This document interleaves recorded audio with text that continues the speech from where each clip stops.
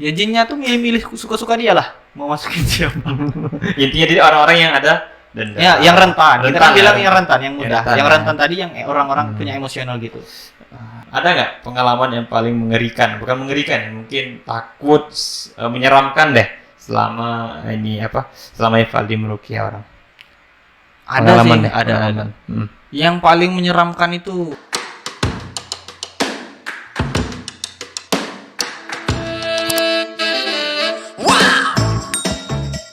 Yang paling menyeramkan itu menurut gue ada tiga.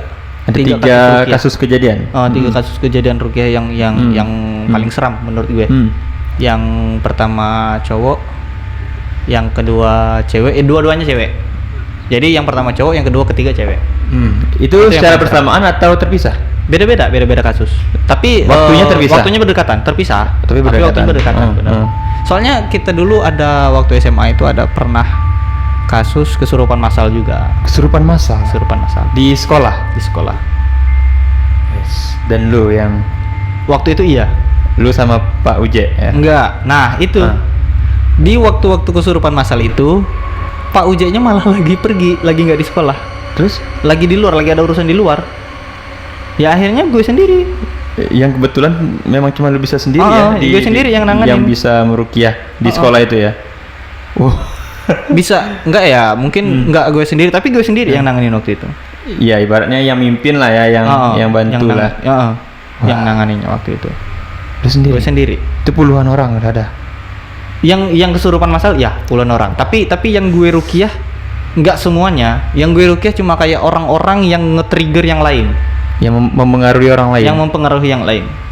Soalnya ceritanya panjang kalau mau diceritain.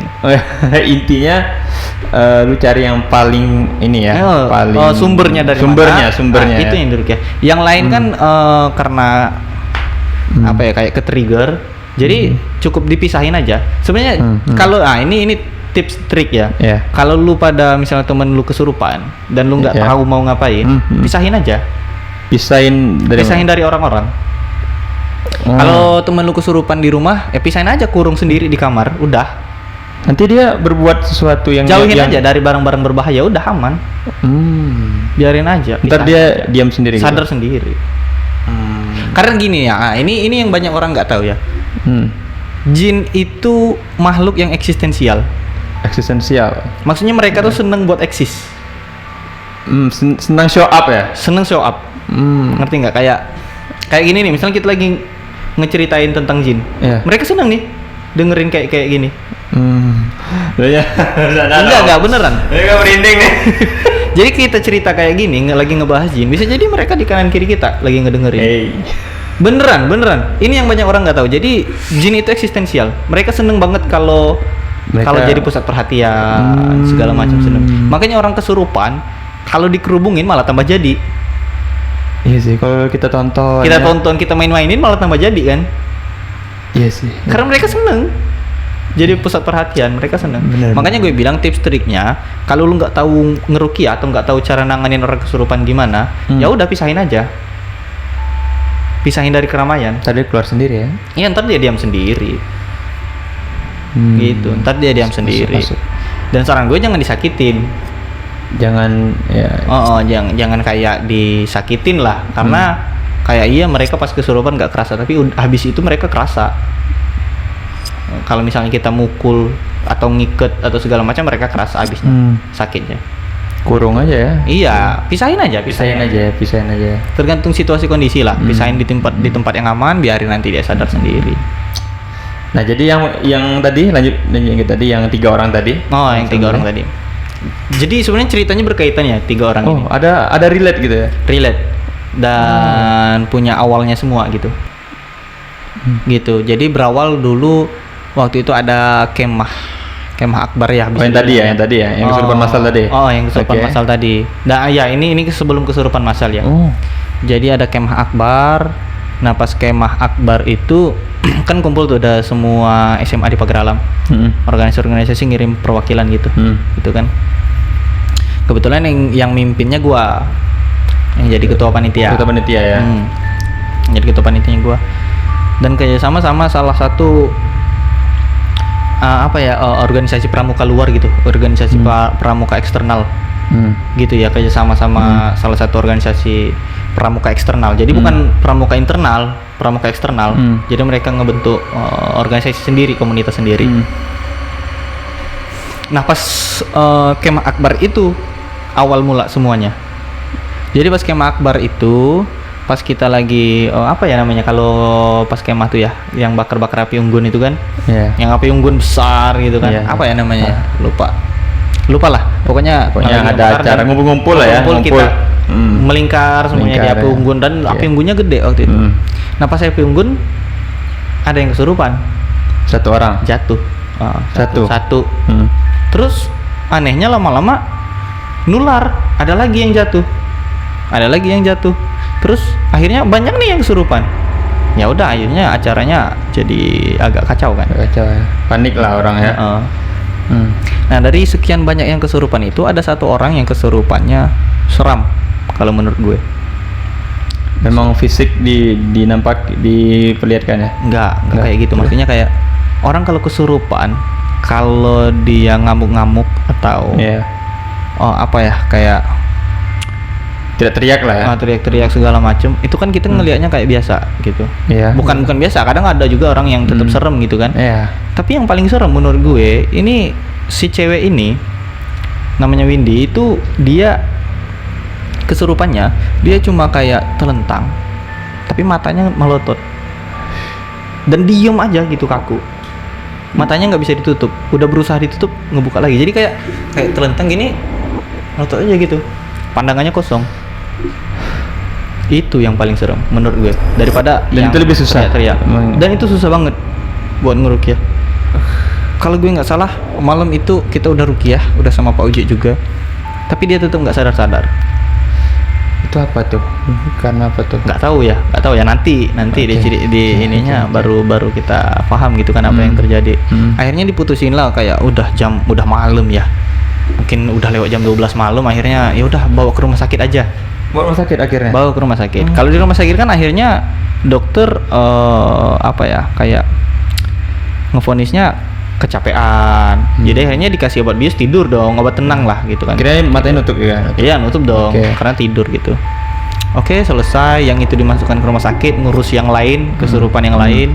Udah dirukyah semua.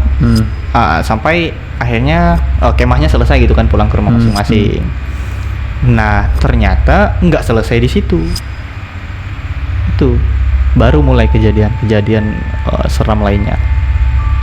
Nah, khusus yang kasus Windy ini, selama itu ternyata yang ngisi dia. Jadi kayak kita kan udah balik ke sekolah semua lagi nih. Balik sekolah lagi. Nah, pas di sekolah ternyata ada yang aneh sama Windy. Selama dia balik lagi ke sekolah ini. Jadi kayak yang ngisi tubuhnya itu bukan Windy.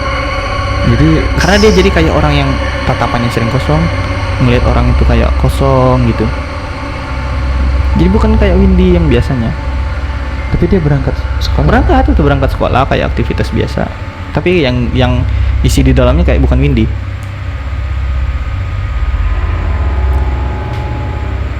Jadi kayak nggak berhenti di situ. Nah akhirnya yang kasus Windy ini kita kan akhirnya ngejenguk Windy habis sekolah. Kalau nggak salah kita ngejenguk Windy ke rumahnya, kayak kan kemarin kan dia sempat sakit kan, kita mau pastiin dia yang baik-baik aja gitu kan.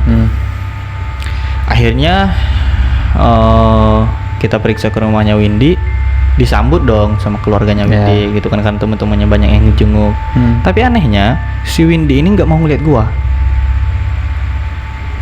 Nah kalau kayak gini kan lu ngeliat gue langsung. Nah kalau gue ada di sini, Windy-nya nggak mau lihat ke arah sini. Pandangannya masih kosong gitu? Kosong.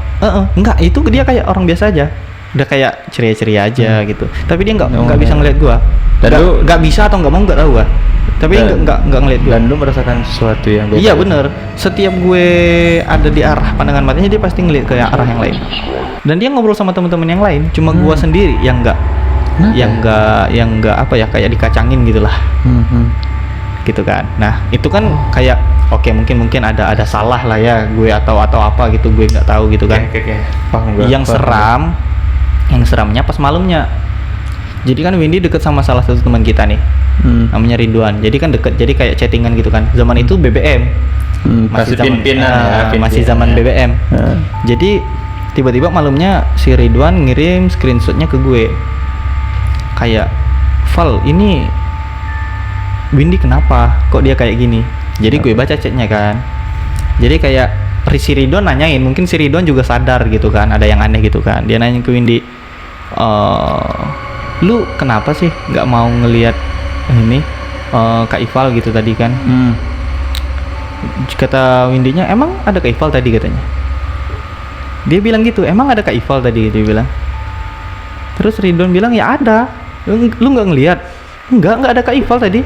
Dia bilang gitu, nggak ada Kak Ival tadi. Gue nggak ngelihat Kak Ival sama sekali, dia bilang. Padahal gue ada di situ.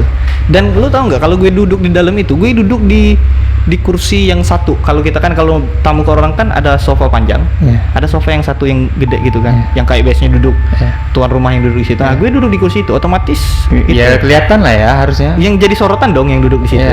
Nggak mungkin nggak ngelihat. Dan kita ngobrolnya juga lama di ruangan itu. Dia ada di situ di tengah-tengah temen gue, dan dia bilang gitu. Dia bilang nggak ada, Kak Ival nggak ada, gue nggak ngeliat Kak Ival sama sekali. Dia bilang gitu.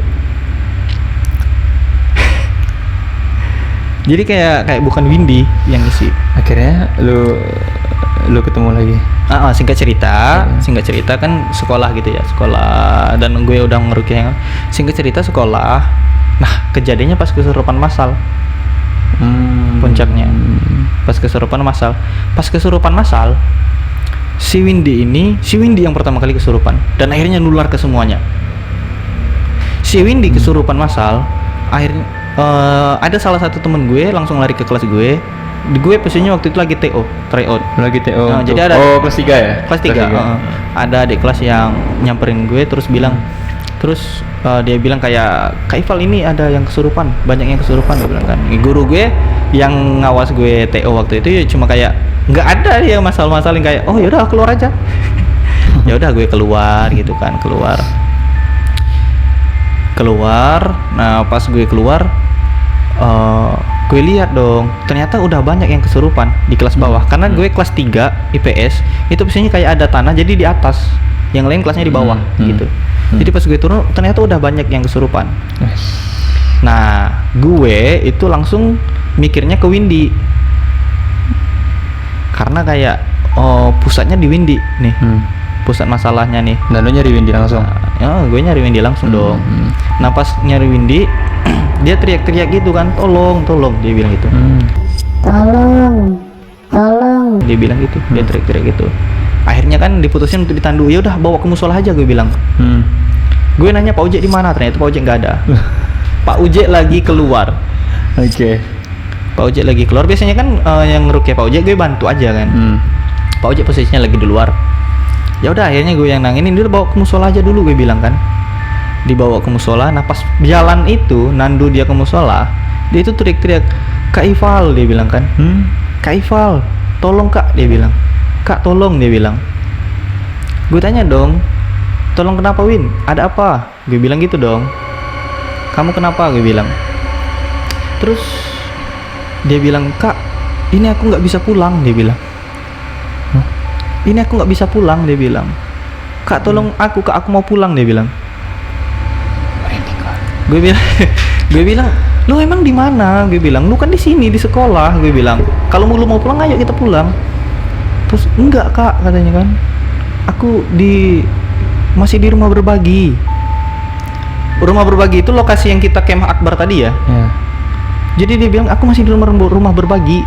Dia bilang, tolong Kak, aku nggak bisa pulang, aku sendirian, dia bilang. Dia bilang gitu. Gue nggak tahu ya si Windy-nya apa ya, karena jin itu kan tabiatnya suka bohong gitu ya.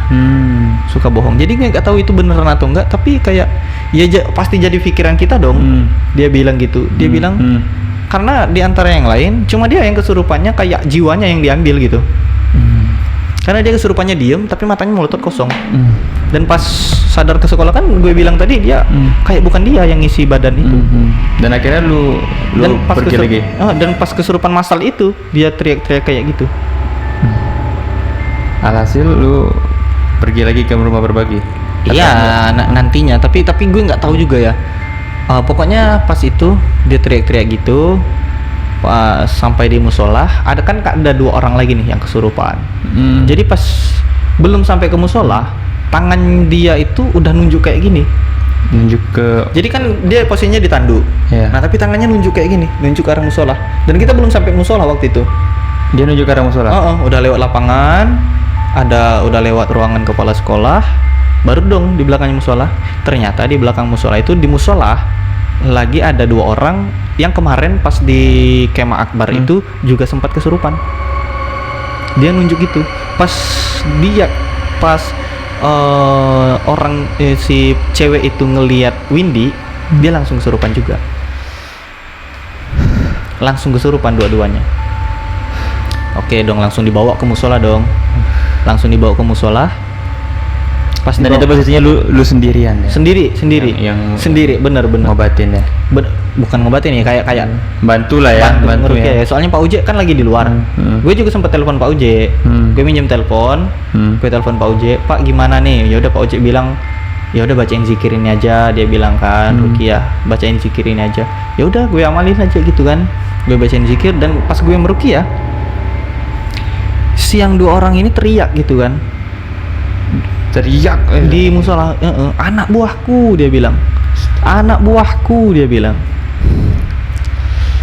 Windy posisinya di situ udah kayak balik ke posisi yang kayak dia diem, telentang tiduran tapi matanya melotot gitu. Nah, yang teriak-teriak anak buahku ini yang 2 orang yang ditunjuk Windy terus kesurupan tadi. Gila sih. Dia bilang anak buahku, teriak kayak gitu terus. Pas gue ruqyah, akhirnya gue ruqyah. Ya udah selesai gitu kan. Udah di ruqyah, akhirnya padahal hari itu kita ada TO segala macam, malah pulang lebih cepat. Sekolahnya dipulangin lebih cepat. Dan akhirnya gue kayak oke lah, gue memberanikan diri kayak oke, gue mau lihat dulu dong ke rumah berbagi gitu kan, sendirian. Pulang sekolah. Dan lu inisiatif ya? Sendiri. Apa yang terjadi gitu ya? Nah, pas gue ke rumah berbagi, gue nggak tahu mau ngapain, karena ilmu gue juga belum setinggi itu, gitu kan. Gue nggak tahu mau ngapain. Tapi gue kayak, Win, kalau lo ada di sini, ya udah ayo ikut gue pulang. Gue bilang gitu aja. Kalau lo emang ada di sini gitu, gue bilang kan. Jadi gue kayak keliling rumah berbagi ngeliat, kayak kalau lu beneran ada di sini, lu masih di sini, ayo ikut gua aja. Gue bilang kan. Kasih tanda atau semacamnya gitulah. Tapi gue nggak berani nantangin makhluk yang di situ ya. Iya, pengen Windy-nya itu ya. Windy aja. Kalau bener ada ya. Karena kan kita nggak bisa nantangin. Itu malam apa siang? Sore. Ya udah, gue bilang itu. Tapi kayak karena nggak ada tanda macem-macem, dan akhirnya sore juga. Ya udah, gue mutusin buat pulang juga. Lu nggak ada hasil ya? Nggak dapet apa-apa. Oke.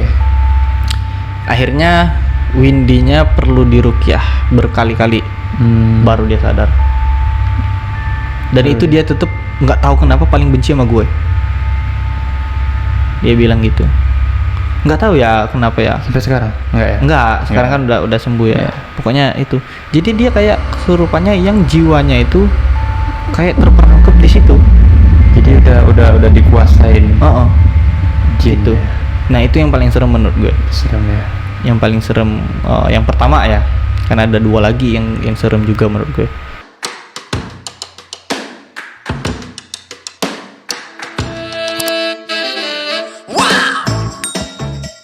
Itu di pintu ada cewek pakai baju putih, rambutnya panjang, nunggu tegak di pintu, dia bilang. Di pintu saat itu waktu itu sambil nangis dia bilang gitu.